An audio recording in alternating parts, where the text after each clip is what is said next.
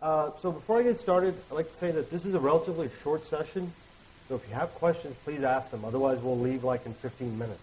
Okay? So I'm just kidding. It's not that short. But please ask questions if you have something. Before I get started, I would also like to ask, how many folks in here are using Nodejs and things like that? Okay. So there are a couple of things in here that will be new to you, but this is a very basic kind of introduction to Node and grunt and other things like that. After this session, I think Venkat is doing an entire hour on grunt, if you're interested in that. Okay? But what we want to cover is we want to talk about modern JavaScript. Why do we need JavaScript on the command line and server? We'll have a look at the ecosystem. We'll do a quick introduction to Node and also a quick introduction to grunt. Okay? So when we think of JavaScript, one of the things that, especially if you're like me, I came from a server-side Java background. When I was doing server-side Java, I've been doing it for a long time.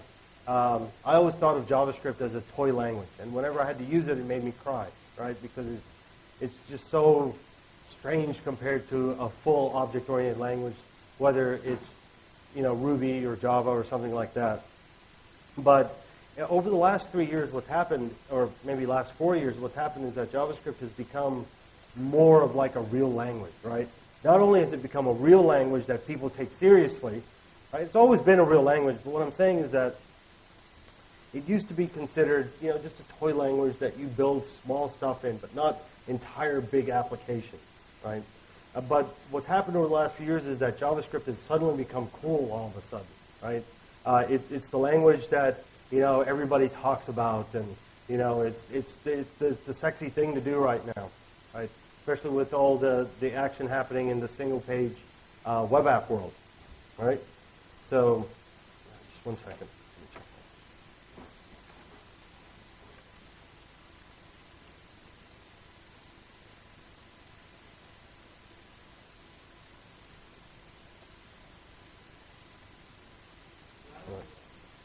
All right. So, so we've gone from JavaScript to being just like a kind of toy language and toy platform to being something that we build real apps with, and it's the cool thing to do nowadays, right? That's where a lot of attention is in the development world. So it begs the question: what's changed from 5 years ago to today, right? Or what was the inflection that happened? Can you close that door, please? Actually, what's happened is that nothing's really changed in terms of JavaScript itself. It's the same language it's always been for the last 20 years. Like JavaScript was invented in 1995, so we're almost up at the 20-year mark in terms of how JavaScript is. So the language itself and the platform itself hasn't changed very much. But what has changed is the way that we as developers, I don't know why that's telling me to go somewhere right now. So what's really happened is that the way that we look at JavaScript and the way that we deal with it and the seriousness with which we take JavaScript has changed quite a bit, right? So for example, we have much better tooling in JavaScript than we used to have years ago. Whether you're building stuff on the browser, especially if you're building stuff on the browser, you have Chrome developer tools and Firebug, excellent tools for doing debugging and profiling of your JavaScript code. And along with that, the tooling has gotten better. We have great IDEs. Like, for example, if you use IntelliJ WebStorm, right, or sorry, JetBrains WebStorm, it has excellent JavaScript support. And there are several good IDEs that have JavaScript support. And the main thing is that the JavaScript runtimes that we have today are awesome, right? Whether you're talking about V8 or SpiderMonkey or any of these other runtimes that are produced by Google, Apple, Firefox, etc. The runtimes have gotten so much better that, along with the increase in computing power, we're able to build JavaScript code bases that run relatively fast, right? So one of the main problems with JavaScript in the past has been, especially if you go back to kind of, not the super early days of the web, right? But let's talk about like in 2000, 2001, 2003. One of the major problems with building rich JavaScript applications, in the browser at least, was that the JavaScript runtimes were pretty good, but they're nowhere as good as they are today. when we look at V8 today, V8 is the JavaScript runtime that's in Google Chrome, the web browser. And if you look at some of the performance benchmarks for synthetic tests, you actually see that V8 is comparable in speed to the Java virtual machine, which is a huge accomplishment, right? Especially since Oracle owns all the damn patents on the JVM for doing, different types of code hinting and acceleration and bytecode manipulation and other things like that, right? But the point here is that we've changed as a community, and also the runtimes have changed, right? So, unfortunately, the problem is that the language hasn't changed. So there are lots of bad parts to JavaScript, right? I talk about those in the next session where we look at some of the kind of edge cases, whether it's doing comparisons or trying to do object orientation in JavaScript or things like that. JavaScript still has bad parts. Everyone has probably heard of or read the book JavaScript, The Good Parts by Douglas Crockford, right? You guys probably heard it and read the book, right? So you know what I'm talking about. But the other major thing, especially when we talk about using JavaScript on the command line and the server, is that JavaScript is still an asynchronous, event-based programming language, right? So this causes a lot of issues in terms of building a large, stable code base, because what happens is you're not allowed in a lot of cases to do direct method invocation. What you have to do is you have to invoke something and you have to pass a callback to it. And then that callback may call something else, which takes another callback. And then that thing, right, so we've nested two down now. So that other thing that we're invoking, instead of making direct method invocation, we have to invoke another callback, right? So basically it's a thing called callback hell that makes programming in JavaScript difficult.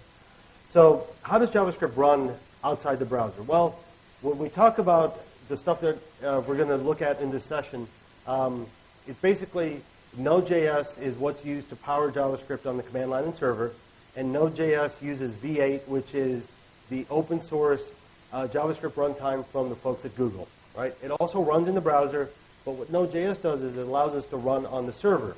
So what they did for Node.js is they took the V8 runtime and they essentially wrote a wrapper that allows you to execute it from anywhere. Command line, server, whatever it may be. Okay? So, well, what about JavaScript on the JVM? I think Venkat has a talk on Nashorn. Is that in this time slot? What's that? Oh, it's done. Okay, good. So a few folks in here have gone to the Nashorn talk. So essentially, Rhino is the JavaScript runtime that's been in the JVM for years. I think they put it in about 6 or 7 years ago. And it was a pretty decent runtime. But the next generation runtime is called Nashorn, and it is a super fast, optimized runtime for running JavaScript inside of the JVM with full two-way Java interop. So if you have a Java library, you can invoke it from JavaScript, and in the other direction, if you have some Java code, it can invoke into some Java code if you wanted to. Okay? But anyways, the reason why this is exciting is that aside from the interop, it has great performance inside of it. Okay? Not as good as V8, not even close as good as V8. I think the recent numbers that I saw, did Venkat mention performance numbers in his talk? No? So the recent numbers that I've seen is that Nashorn runs approximately 2/3 the speed of V8, right? Both in synthetic and real-world benchmark. So it's still pretty slow, but that's because it's running inside of it's a VM. It's basically sticking a foreign language into the JVM. Obviously, the Java virtual machine is optimized to run Java, not JavaScript. Okay, they'll get better at it though. So why JavaScript on the server? So a lot of people think, and this is something that that I see a lot in terms of when people talk about Node.js. It's like, oh, why would I ever want to run JavaScript on the server? What's the point of that? Okay. It's like I already know all this Java, or I can use Ruby on Rails, or I can use Django and Python. There's a host of options for doing stuff on the server. Why would I want to use JavaScript? So there's a certain school of thought that says if you can write your code base in the same language, both on the client and the server, you're getting some kind of advantage there, right? And I think that's a little bit of a specious argument. I think it's For example, we like having JavaScript both on the client and on the server, right? But we also have a lot of Rails as well on the server. We have a little bit of JavaScript. But it is kind of nice to have a single language that you can just write in JavaScript for the web browser and write JavaScript on the server side. But specifically, why JavaScript is gaining traction on the server is for two reasons. Number one, it's very fast. Like I said, V8 runtime is extremely fast, right? And especially for an interpreted language, it runs very, very fast. The other thing is that it's also very scalable, okay? So when we talk about Node.js and JavaScript on the server, we find that it's very fast in terms of doing straight processing, and it's also very wide in terms of being able to scale up and support, thousands or tens of thousands of simultaneous requests, okay? And I'll tell you why in a few minutes. But I think the main reason, at least for me, why I'm interested in JavaScript on the server is what's called isomorphic applications. Okay? Have you guys heard of this term, isomorphic applications? Anybody? No one? Not a single person has heard of isomorphic. Okay, good. You get to learn something new, especially for you folks who already know Node. So what an isomorphic application is basically, it says that the concept is that you can write code in JavaScript, obviously. We're talking about JavaScript. You can take that code, you can run it in the browser, right? It'll render, let's say it'll render a table, or that code is supposed to draw a table or something, okay? Or do whatever, right? Anything that JavaScript can do, plus the stuff that you can do in the DOM. In an isomorphic app, you can take that JavaScript code that you're running in the web browser, drop it onto the server, and your app runs exactly the same, right? So think about that for a second.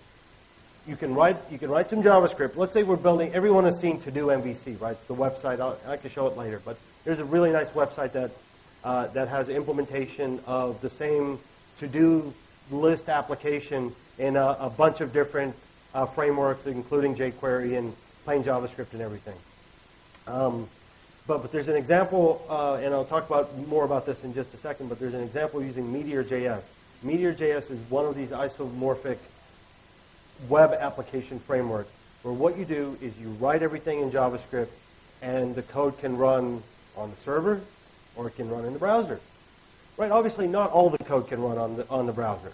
So if you have code that reaches into a local Postgres or MySQL or MongoDB database, that code obviously has to run on the server.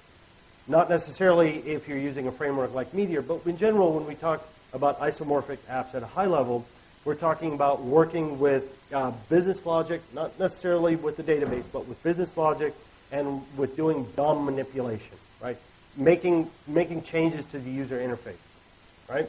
So if we look at what this actually, right, so I've already talked about this, but if we look at how this actually runs, this is a traditional web application, right?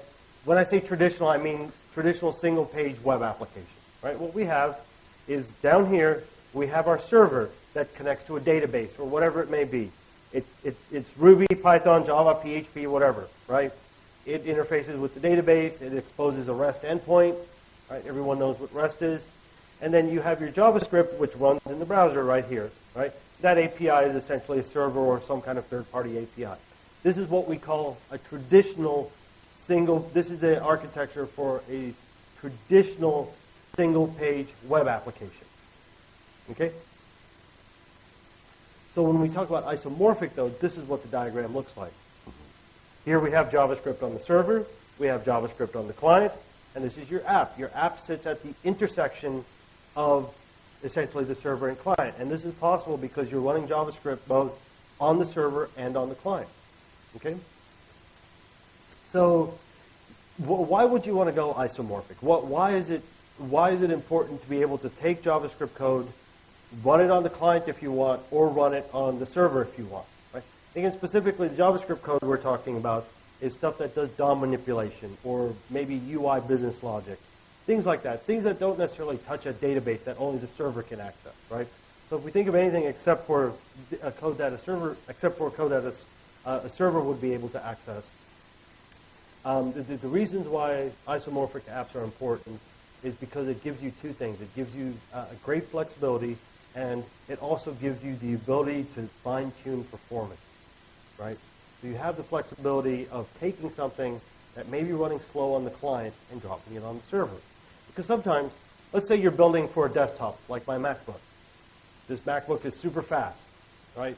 It has big component cache on the browser. You know, the user probably has Chrome or Firefox or a new version of IE installed on it, right? So you know that's going to work reasonably well. But what if my user is using a crappy old Android phone, right, running Android 2.3 from 3 or 4 years ago?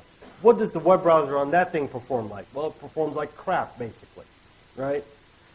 So what you can do is you can negotiate with the client, and you can say, oh, this person is running some craptastic version of Android 2.3 on like a Droid Moto X or something from 5 years ago, i.e., if I try to run this JavaScript on that person's web browser on a small device like this, or maybe it's your grandmother's, you know, or your grandmother's, or your parent, you know, your mother and father's, you know, really old Windows XP PC from, you know, 2005 that has a slow processor and is running IE6 or something, right?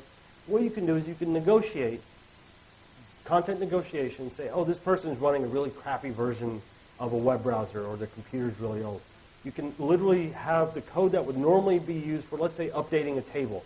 Let's say you go to Amazon. Do they have Amazon in India? I've totally forgotten. Where do you guys order stuff online here, Bill?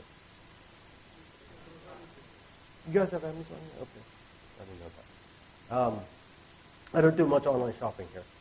Anyways, so you get the idea. You know, you say you go to Amazon, you do an item search, and you get, you know, 50 items in a list, right? If you're like me, I instantly go to that list and make it 250, so I don't have to keep paginating. But anyway, you get like a long list of things, and if you're using a single-page app, you have to literally do DOM manipulation in situ. You guys have all seen this, right? You'll have a little search bar. You enter in a search phrase, and without doing a reload, the results just fill in. But that's very intensive on the DOM. It's very slow, especially on older browsers. You have to be very careful about that. So what you could do in that case is you could literally take that JavaScript code, drop it on the server. It's your server. You know exactly how fast it runs. If there's too much stuff going on that server, what do? You spin up another server, and then you load balance across it. My point is that you have full control and flexibility on the server that you may not have on the client. And this is very important. So what you're allowed to do, or what you're able to do in that case, and we've actually seen it. You can actually do this today with Backbone. Anybody use Backbone in here? Okay, a few people. So if you're using Backbone and you have a certain part of your code that does, let's say it's filling out this table with 100 things inside of it, right? You can literally take that Backbone code and you can drop it into Node.js and say, you know what, instead of doing direct manipulation of the DOM up in the client, go down here in the server, create all those HTML markup, and then send that up to the client. Because web browsers have always been good at doing one thing, for sure. They've always been very good at rendering HTML. The DOM manipulation is a different thing. That's not just rendering. That's actually changing this big tree structure, which is the DOM, right, in situ. DOM manipulation is generally, and still today, is very slow compared to other things that you can do in a web browser. Okay? Anyways, so I want to talk about Meteor.js. I'm not going to show a demo of this, but this is something you should look at if you're interested in isomorphic applications, especially if you're already doing server-side JavaScript. I would warn you that this is probably not something that you want to start using today.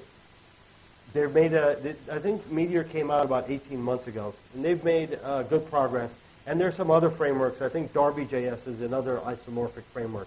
But this is where things are going. If you go look at their demo, right, or click through their demo or look at their video, you would be amazed at some of the things you can do. You actually, basically, the interactive development is super fast, right? So you should check that out. It's an isomorphic application. And that's what leads us to the ecosystem and some of the tools, right? So we've talked about the cool, interesting stuff, which is isomorphic apps. So for the rest of this session, I'm going to do a basic introduction to server-side and command-line JavaScript. Okay? So talk about Node, NPM, Express, and grunt. So the first one is let's talk about Node. I've said this already. Node is essentially, at the very core, it's just the V8 runtime that you can execute from the command line. That's all it is. Okay? You pass it some You pass it some JavaScript files, and it goes and runs them. Right? We'll do that in just a second. Node, out of the box, comes with what's called NPM, or the Node Package Manager. Right? It essentially allows you to build modules or to use modules that others have written in a very easy way. I'll do a quick demo of that in just a second. Actually, let's do that now. So we have Node on the command line. Right, so I have Node installed on my Mac. There are a couple of different ways you can install it. You can install it using brew if you're using a Macintosh, or you can just go to the nodejs.org website, get a binary installer, and it will install the necessary stuff. And you can see I'm running Node version 10.2.2. And one of the things you can do with Node is if you just type Node, you can actually just start writing code. 1 plus 1 is... Let's see if I can mess this up. Obviously, I'm going to write some code that probably won't work, but let's see what happens. Right? Oh, okay, so it did work. Right? But you can see, it's basically, I'm just writing JavaScript. That's all it is. It's just a JavaScript execution environment that you can run from the command line or as a server. Right? So what's more interesting is I have an example here. Right? And you can see all this test3.js has. Let me cap that instead of doing that, instead of opening in less. I can just do, in this case, this is just console.log hello Bangalore. So I can do node test3.js, and it will just go run that JavaScript file. Right? Pretty straightforward so far. Nothing too fancy. So there's a web framework called Express, and this is what pretty much everybody uses or other web frameworks are based on. And it is a very lightweight framework. Calling it a framework is probably not a good description of it. Because when you think of frameworks, especially in the web world, you think of something big like struts. Or you think of Rails. Or you think of Grails, right? It has ORM and all this kind of stuff. It's stuff for doing routing. Express essentially just gives you a handful of utilities for creating a basic application, such as a basic application that has utilities for doing basic routing, doing a little bit of content negotiation. That's pretty much it. We'll look at an example in just a second. But do we have any Ruby on Rails people in here? Anybody? So one person. So have you heard of Sinatra before? Sinatra? So the Ruby on Rails is a big, massive framework, right? It's got object relational management, ORM. It's got routing, and it has a bunch of stuff inside of it, right? Sinatra is a framework that folks in the Ruby community came up with a few years ago because they're like, you know what, Rails is just too complex. It requires way too much stuff. So Sinatra is a very, very small kind of framework that just has essentially the same things Express has. Do we have any people who do Grails in here with the G? All right, so a few people. Similarly, in the Grails world, there's something called Ratpack, right? You may have heard of that. That's the kind of analogy to Express and to Sinatra. Okay? So, and kind of the fourth leg on our chair is grunt. And we're going to talk about these in detail just now. So, Node.js, already talked about this a bit. You install from nodejs.org. You can also install it from brew, right? We've already run this, right? We just call something and we are able to run it, right? Now,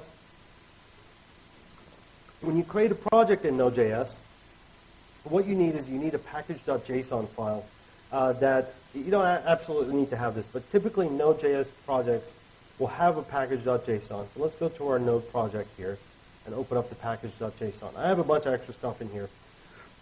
But you can see I have some simple things, application name, how do I start, or a specific script called start that will allow me to run something here. This is how it's starting Express. And you can see I have a couple of dependencies here. I have Express and Jade. If you're not familiar with Jade, Jade is like a templating engine. Okay? And I have some other stuff for grunt in this project. Okay? But this is my standard package.json. What I would do here is within this file, within this folder, you can see there's my package.json in the middle. And what I do is, once I have this, right, so let's just cat the package.json so you can see here on the command line. You can see I have a couple of dependencies. So what Node uses is Node uses something called NPM, or the Node Package Manager, right? This is a way of managing external packages. In this case, I'm using Express, and I'm using a templating engine. Obviously, these Node packages, these modules for Node.js that you can access using NPM, they're all written in JavaScript, right? So there's an entire ecosystem built around Node and NPM, and I think at last count, so almost all of the NPM packages that are available are open source today, right? And there's an NPM repository, just like you have Maven repositories for those of you who are Java developers. So you can kind of think of NPM as Maven plus Maven repository, right? In a very loose sense. Now, it's not quite the same, but you get the idea. Okay, it's a package manager, so or Maven repository is a way to correlate that. So at last count, I think there were over, and Node.js only came out maybe 3 or 4 years ago, right? There are already over 50,000 Node modules available in NPM, right? Which is huge. So lots of people writing Node modules to do lots and lots of different things, which is great. But what you need to do is to be able to satisfy those dependencies, I have to run Npm Install, which will actually go out and will look at and it's not going to do anything, obviously, because I've already installed all the packages. Let me see if I can make this verbose. All right. I don't think that's the right part. There it goes. All right. So you can see that it went and it opened up my package.json and saw that I needed Express and Jade. And right down here, you can see it says, I've already, the Express package is already installed, so I'm going to skip it. Okay. So this is how you use NPM to go and get the different dependencies that you need for your Node project. All right. All right. So let's talk about NPM a little bit more. Right. NPM comes out of the box with Node.js, basic package management. We've seen. How do we run it? There are lots of different things we can do. One of the things you can do is you don't necessarily have to have packages that are only available within a project. In this specific case, what I showed you is I showed you a Node project with the package.json. I can also go in directly at the command line and say node ls. This will list, maybe not list. Why is that not working? That should just work. Oh, npm ls, I'm sorry. Right? So what I've done is I told Node Package Manager to do an ls or list, and these are all the packages I have installed, Node packages, npm packages, modules I have installed on my system. Right? And if I wanted to install something, say I wanted to install the underscore library, I could just do npm install underscore -g, G is for global. This will globally install the underscore library on my system. You can see it'll try to go out now and go get it, and et cetera, et cetera. Hopefully this doesn't break everything. If I get rid of the -g, it'll just install it for this specific project. So you can see I did npm install underscore -g. That means install it globally for everybody, right? Or I'm within a Node.js project. So if I take the -g out, what happens is that I will get a directory called node modules, and you can see right here at the bottom, I took the -g out, so it actually specifically installed the underscore module just for this hello node project that I have. Okay?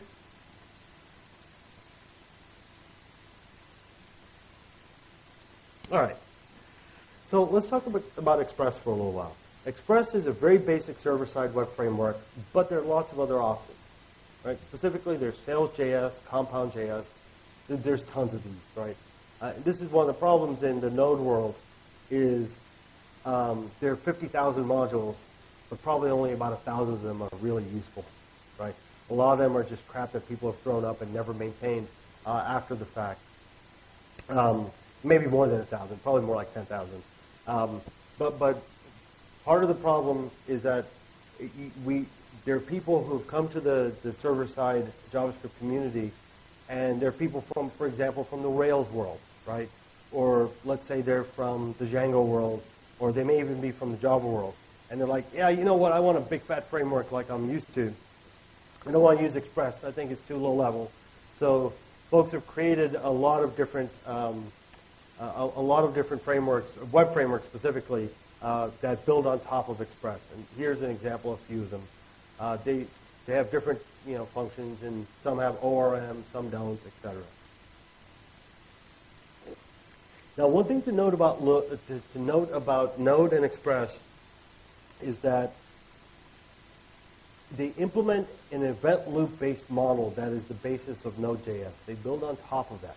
What does an event loop-based model mean? That means that you have a tight event loop. You can think of it as a circle. And what you do is the circle goes and runs operations in a loop. And everything is, as much as possible, meant to be asynchronous and event-driven. So that means, let's say you want to do a database lookup in your Node.js Express application. You go install the Postgres or the MySQL or the MongoDB Node module. You configure it, point it to your database. And when you go make a query, for example, what is supposed to happen is that you make the you fire off the request. You do MySQL dot query, give it the parameters, and then you have to give it a callback. It's a couple of different callbacks, one for success and one for failure. And what happens is that call is immediately invoked. That goes off into some other loop, but the main loop still keeps running, and the next operation in your block of code happens. And what happens is that whenever that MySQL query finishes running, the callback that you've given it interrupts the event loop, and that's where basically it comes back. The query results come back, and you can do stuff with it. Okay, but it is asynchronous. It is event-driven. You'll hear people talk about callback hell, right? Because what happens is, because you're not doing a direct method invocation, you're saying MySQL.query, your program keeps running, but the MySQL query is running over here, right? And you have to have a callback that comes back and interrupts it. But let's say in that callback, you go and you make a network call to go get some other data.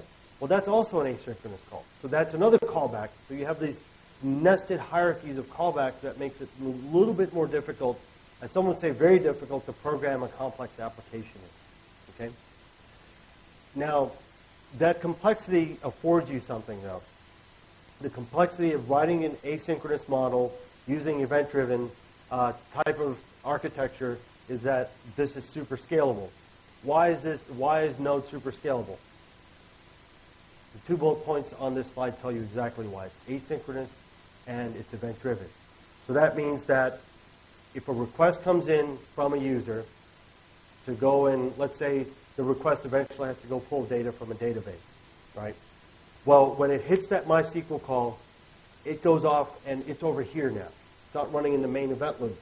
So what is that main event loop doing? It's waiting for the next request.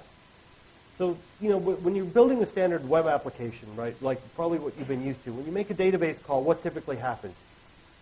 You get to that line where you make the database call, and everything stops until that database call returns, because it's a synchronous execution. In the Node world, things are meant to be asynchronous. There is actually a library, or there are ways to turn on this, making a synchronous database call. But that defeats the purpose of writing Node, right? The style is to write it in an asynchronous way so that you get this massive scalability, right? With 10 Node processes on a fast server, you can support up to, they've done benchmarks, up to 250,000 to 500,000 concurrent users. But that's if you write stuff in the asynchronous programming style, okay? And I should make another note here. So since Node has come out and they've popularized this asynchronous, event-driven programming way of building web applications, specifically for getting super scale, large-scale kind of architecture or large-scale, large number of simultaneous requests, people and other developers on other platforms have come out with libraries that do the same kind of asynchronous programming model. So if you're on the JVM, right, whether you're using Spring Web or this or that, I don't know if you can use those libraries specifically, but the one I specifically wanted to mention was called Vertex, or VERT.x. Right, some of you may have heard of it, but what Vertex does is it brings the same asynchronous, event-driven programming model to the JVM.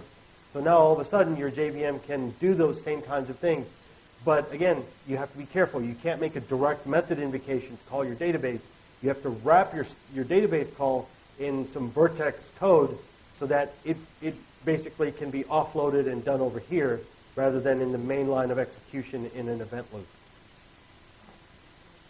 Yes, sir. Go ahead, please.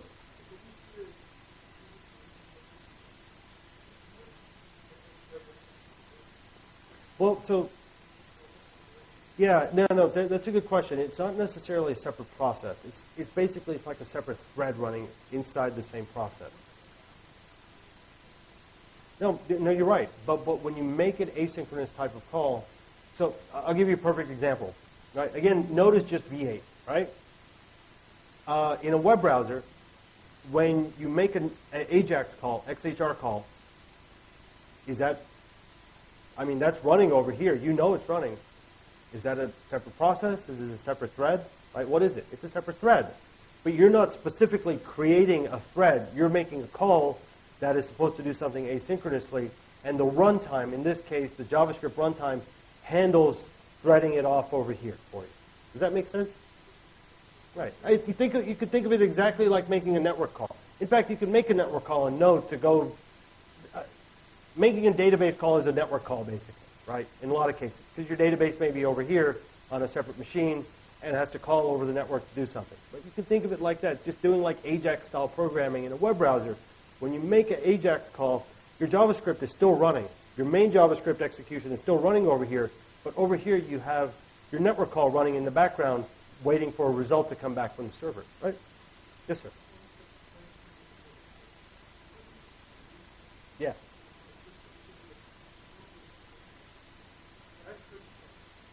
Yes. Right. So, okay. So the comment is if you're doing web stuff in the JVM, it's kind of similar because you have the worker threads. True. But the Node is different in that it only has a single event loop in the process. There's not. So when you have a JVM, if you look at the underlying code for the servlet API, right, essentially the implementation of a web server in the JVM, they do threshold management. So there's a lot of Java code, which is the servlet API implementation, that has all the stuff for doing threading. That's why you can tune how many concurrent requests. Like for using Tomcat, you can say, I want to handle 10 concurrent requests. But in Node, you don't do that. What you do is, it can only handle one concurrent request. There's only one event loop. So what you do to scale Node out is you run multiple Node processes, right? And that in itself presents its own trouble. Because in the JVM, say you need to, for whatever reason, one thing that you're doing in the VM needs to have a semaphore or something for talking to another thing inside the same JVM. You can do that, right? So there's things like thread locals you probably are familiar with, right? You can do stuff like that in the JVM.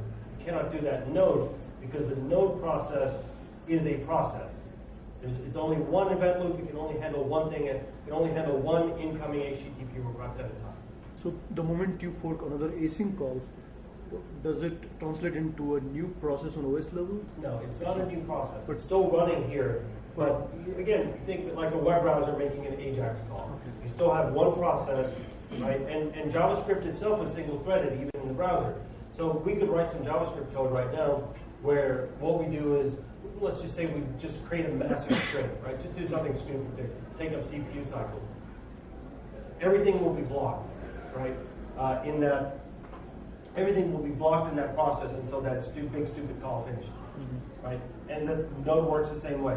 It's also single-threaded, but you have this capability of when you make an XHR call, for example, just like in the browser, something spins up and runs over here. But there's only one main event loop that you can control as a developer.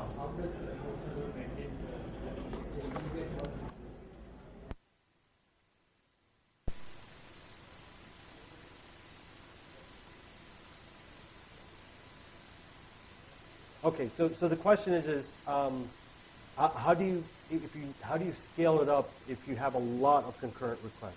You know, with the single node process, you can actually support a large number of simultaneous clients because again, it's this event loop.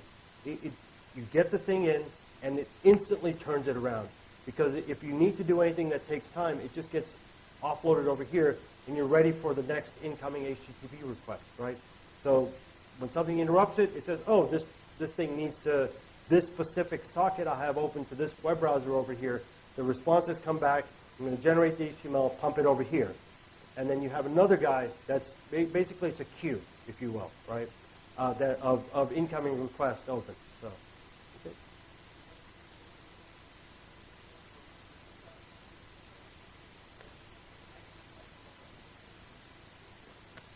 Yes, of course. Right. No, so the comment is what happens if 10,000 requests come in at the exact same point in time? So what people do for that is you load balance across multiple node processes. So that's how you scale that up, right? So you're essentially running the same code base, but you have multiple processes running the same node application, right? And so it's process-based scaling as opposed to thread-based scaling. Okay? How do we what? So this is a known art, as they say in the node world. So you can do a Google search and you'll find how people manage these things. It's actually not that difficult nowadays. So, what time does this session end? I just want to do a quick time check. What's that? It ends at 4:15. Okay, thank you. All right. Let me get on with some more of these things, and then I can take some more questions. Right. Let me do a quick a walkthrough of Express. Right? I don't want to spend too much time on this. I just want to give you an idea of what this looks like. So in your package.json, you specify Express, and then in your app.js, you can see I'm using Express right here. This is how you use an Npm module inside of your either Node web application or Node command line application. You use the require keyword, which is what's known as common.js. Right? In this case, what I'm saying is go import Express and assign it to this variable. And then I can come down later, all right, and you can see I new up that thing, or I call it invocation on Express. And that assigns it to app. So this is that app keyword is basically Express. And you can see this is how I set the port. I set it to 3000. This is where my views are. I tell it I'm using a Jade view engine and set the favorite icon, et cetera, right? So I'm doing basic configuration here. And I'm setting up a router, right? I don't want to get too much into the code because this talking about Node and Express and setting up a web app with it is actually an entire session unto itself. I just want to give you an idea. This is all JavaScript, right?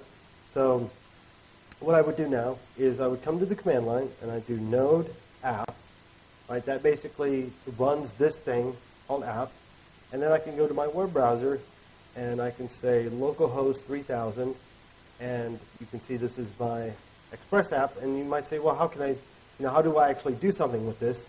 I have routes set up right here. Where are my routes at? Right?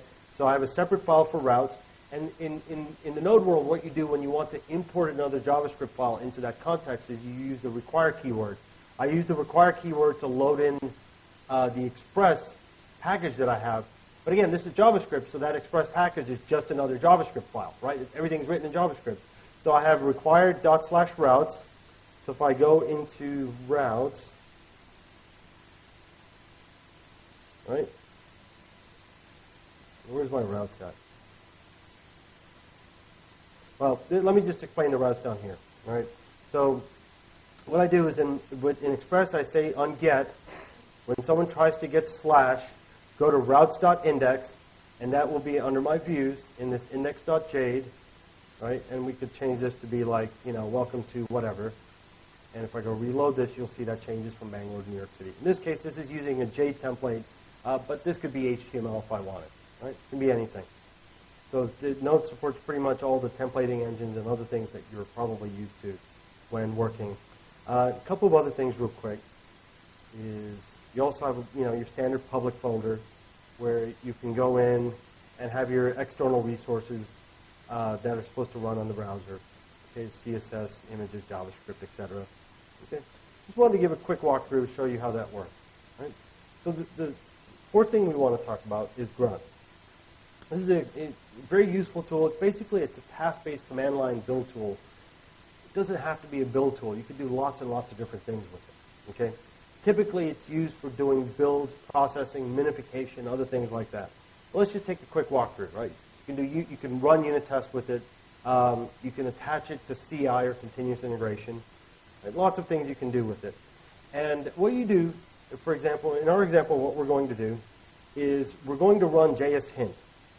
JS hint or JS lint? What did I choose for this one? JS hint. Okay. So in my package.json, again, this is just the node stuff. I say for development, dev dependencies, this is the version of grunt I want. Right. So here's node unit. Here's uglify. Specifically, I'm interested in JS hint. Right. Hopefully, everyone is familiar with JS hint. It's basically a way of checking your JavaScript. Right.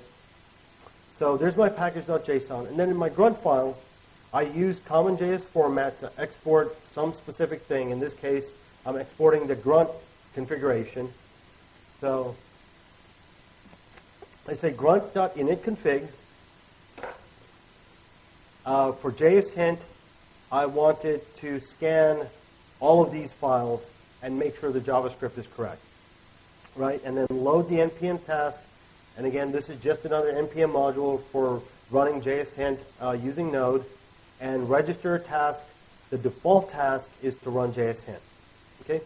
So it's pretty straightforward. You do some configuration. You load the npm task that you want grunt to run. And then, in this case, I've just defined the default task to be JS hint, so I can just type grunt from that file. So let's go run that. And what this is supposed to do, again, this is JS hint, which is a way to check your JavaScript, so to see if it's correct. So I'll go type grunt in this directory. Right? You can see my grunt file is in here as well as my package.json. I'll go run grunt. You can see it says I'm running JS hint all, and uh-oh, I have an error. I'm missing a semicolon. That's not good. So let's go back to our code. In my app.js, I purposely got rid of the semicolon so we could make a break. I'll save that, go back to grunt, go run it again, and you can see now it went and ran JS hint and said there's no errors now. You're all good. So you can do all sorts of things. You know, there are lots and lots of different grunt plugins, minification, uglification, unit testing, et cetera, et cetera. Okay? All right. So I already showed the grunt file, so I'm not going to talk about that again. Showed you a bad grunt. Please stand by while we experience technical difficulties. We fixed it, and then we reran it. So I'll take questions for the rest of the time, but there are a few closing notes that I do want to cover. Right? I've talked about this a bunch already. Callback hell. Okay? This is not something that you should take lightly. Once you start working with Node and you start building something that is even moderately complex, you will understand what callback hell means, right? Because you're not doing direct function or method invocation, every time you invoke something, you have a callback that gets invoked. And then that callback might do other things asynchronously. And so you get this nested like callback structure. And it's difficult, number one, to write it. It's difficult to read it. And it's also difficult to track down bugs in it. Because there's not a direct method invocation chain, i.e. in Java, when you do method invocation, you get a stack that, everybody knows what stack is in JavaScript, right? So what you have is you have a very simple stack. If I do person.calculate salary, that calculate salary gets put on the Java JVM stack. In that calculate salary, if I say tax calculator dot get this year's get tax percentage, that's a direct method invocation as well. That gets put on the stack. And then that get tax calculation may call something else. So you have a stack, so you have like this basic thing that you can dump at any point in time, right?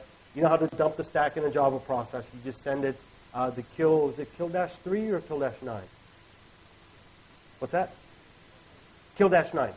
Actually, kill-3 is kill the process, right? Yeah, you don't want to do that. Anyways, you issue a kill-9, it dumps all the processes along with the stack, all the threads in that JVM process along with the stack. But when you do callbacks, there's not a stack because this thing is running over here, but this thing is running over here, and then that thing called this other thing which is running over here. So there's not a cohesive stack that you can just look at. Right? So it becomes difficult to track down bugs sometimes. Okay. So the other thing is because of the callback hell and because of the asynchronous nature, Node is not for every kind of app. Okay. I'm super excited about Node, right? Even though with its limitations, specifically because of isomorphic applications. right? I think it really is going to be the future, because again, it's not for every kind of app, but for parts of your app, it can be really good. You can write your main application using Spring Web and this and that. But let's say you start using Angular, right? Or you're building some big single-page application. To have the ability to take that JavaScript code and drop it on the server somewhere and basically build that HTML on the server super fast and then send it up to the client to be rendered instantly, it's an enormous amount of flexibility that you can have, right? It allows you to do lots of interesting things. And when you look at Meteor.js, if you watch the video and how you develop with it, it's super rapid development, right? They're still ironing out some of the rough edges with it, and it'll take them a little while because this is a new paradigm where the code basically runs everywhere. Right? So it's going to take us a little while as a community to understand all of the little nuances. How do you properly secure a Meteor.js app if the code, if you can make it. Essentially, one of the things you can do in Meteor.js is you can write code that runs in the browser that makes a database call, but the database is down here. What they do is they handle the plumbing for doing my database dot query, select star from, I don't know, products. They have the plumbing that you can make that call up in the client, and it will literally call down through a funnel, through a WebSocket funnel, down on the server and just send the data back up. Okay, so it's very cool stuff. It's worth looking at. It's a little far off in the future, not that far in the future though. Okay, all right. So with that, we have time for some questions. So how much time do we have for questions? 5 minutes. Okay. So we'll take some questions. I think you had a question. Yes, sir.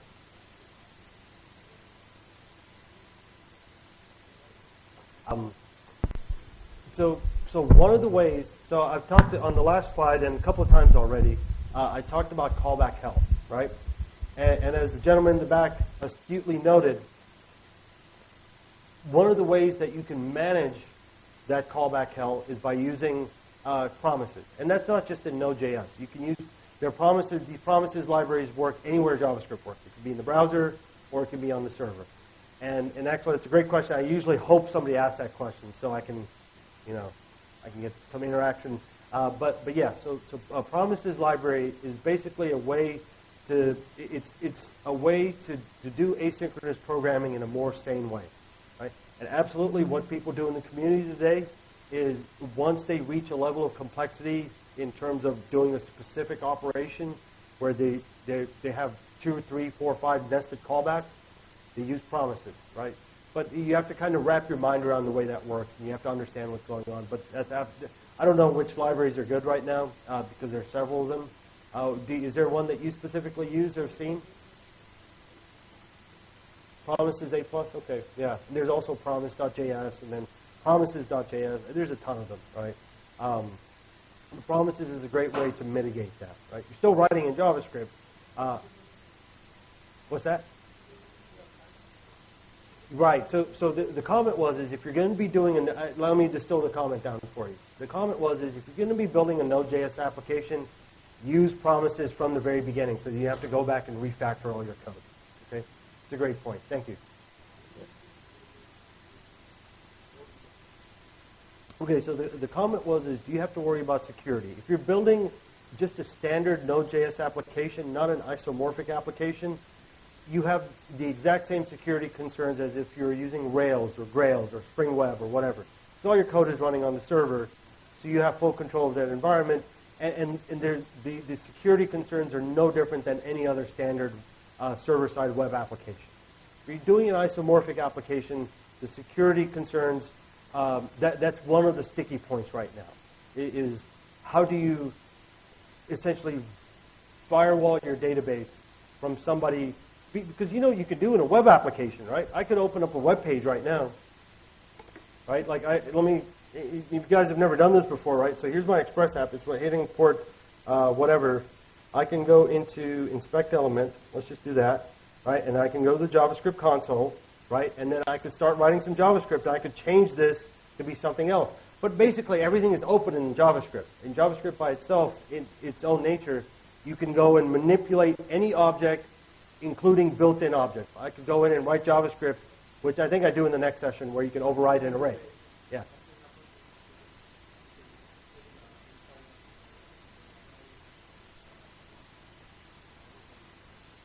Yeah.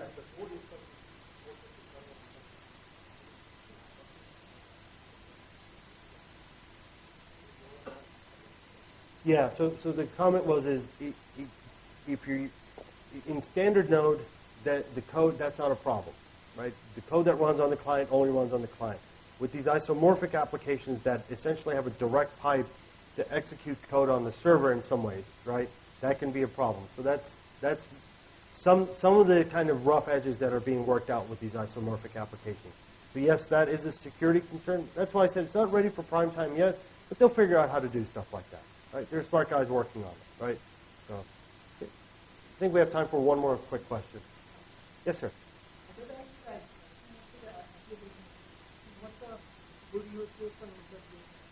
Okay, so the comment is I said I said on the last slide, Node.js is not good for all applications. So that begs the question, what is it really good for?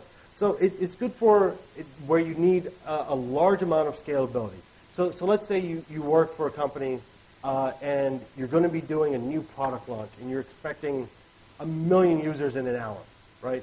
Or say you're doing something, you guys probably don't know what Black Friday is, but Black Friday is the big shopping holiday in the U.S., right around Thanksgiving. And all the retailers, as soon as 12 a.m. on Thursday night of Thanksgiving, they all open their websites and they sell stuff super cheap. And they get a huge amount of volume, right? So Node.js is good for things like that, where you're going to get a massive amount of volume. But so it's good for that. We talked about isomorphic apps, and especially if you're doing single-page applications, the ability to take a backbone view, grab it from the client, and then run it over here, it gives you a huge amount of flexibility and can meet your performance requirements. But the way that I look at it today is Node.js is good for simple to medium complexity applications. Okay? So say, for example, you have a rich, let's make an analogy, right? Say that you have a Amazon.com type of app or web application. You're going to have a lot of complexity there. If you built the app in such a way where you have an item object, you have a basket object, right? And these are all things that are persisted to a relational database. Doing all that stuff in Node, once it starts getting beyond simple to moderate complexity, you end up writing a lot of code, and you are still coding in JavaScript, so you're a little hobbled, right? So I know people who've written complex apps using Node.js, but these people are disciplined JavaScript veterans, and they use a lot of the techniques and do CI and all those kinds of things, right? But for a lot of stuff, like, for us, what we do is our main application for logging in users, managing user profiles, managing organizations, and all the other stuff that we need for basically managing our end users. All that stuff is written in Rails because we have a nice object relational mapper. Rails is a mature framework. It has, you can write, you guys know what Rails is, right? You guys are familiar with Rails and other things like that. It's a full fat framework that has everything inside of it. But we use Node, for example, in the beta version of our Triplingo for the web. When you're working through the foreign language exercises, we have a WebSocket funnel that opens into Node and basically it queries a database and sends the next phrase data, right? But it's specifically for something like WebSockets, it's very good, right? And again, simple to complex apps that need to scale. That's the sweet spot, in my opinion. Right? That's my opinion. If you go out and read, you may find a little bit of variance, but most people kind of agree around that. Right? Not everybody, but most people. All right. Well, thank you for coming. I have to stop now, so we can go to the next session. Thank you, Pratik. One great applause for Pratik.